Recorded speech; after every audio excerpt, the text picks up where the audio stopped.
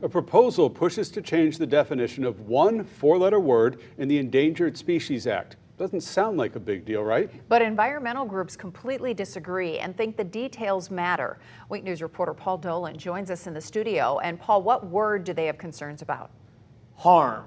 Historically, in the Endangered Species Act, the term harm included the environment too. But if the new proposal goes through, that would change.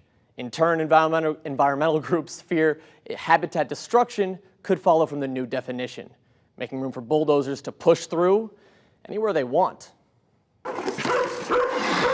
How do endangered species go extinct? So habitat destruction and degradation from human development is the #1 driver for most species extinction. That's Elise Bennett, a senior attorney for the Center of Biological Diversity.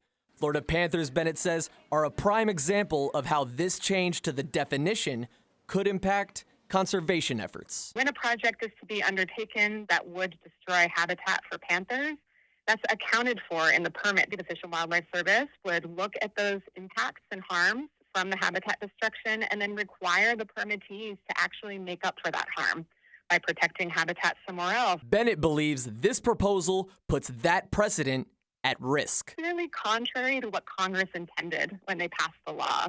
There is no question that Congress knew that development was driving species extinctions and harming them. In fact, in the preamble or the purpose section of the Act, Congress says that they find species extinctions are driven by economic growth untempered by adequate concern and conservation. That's a quote. Giving developers and corporations more range to build and to urbanize. It seems like just the change of a definition of one rule, but it is so much more than that. Now, I reached out to several developers today to ask their thoughts on the proposal, and they never got back to me. Back to you.